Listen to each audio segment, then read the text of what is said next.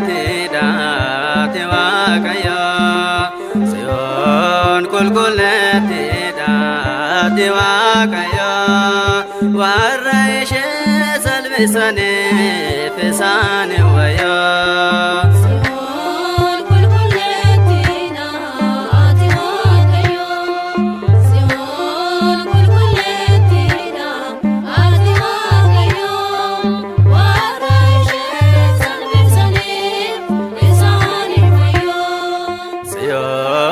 qulqulleettiidhaati Waaqayyo Tsiyoon qulqulleettiidhaati Waaqayyo warra ishee salphisaniif isaaniif wayyoo.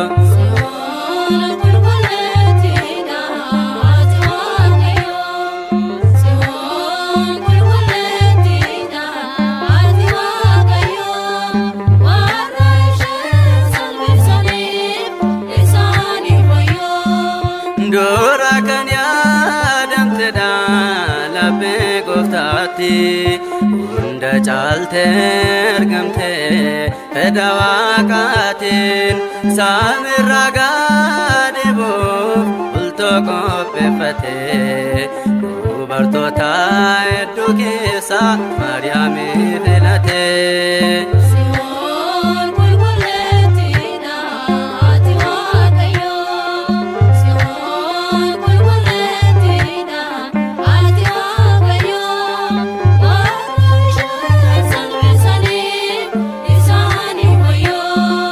Raajotaan dubbatame filatamuun ishee kabajamtuun darraati eenyu kan akka ishee miilla ishee jaalatti kumnaa nu araarse jennee ifa hin dukkanoofne isheerraa arganne.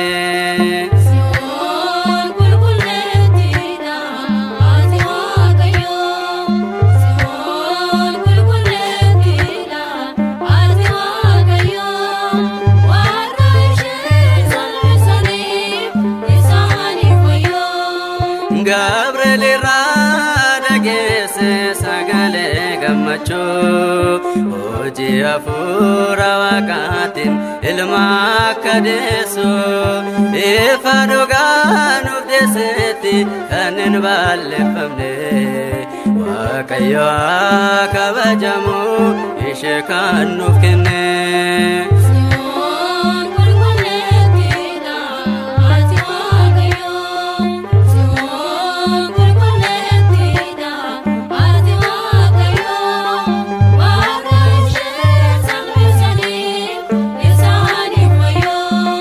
Kaasi jibbaan hundumtuu garaa kee dhufu boo'ichaa fi mimmaanin miilla keetti kufu kabaja kee gaafa sargu irrattiin fakkaatu guyyaa gaaffii gaafatamaan deebii maal ilaatu.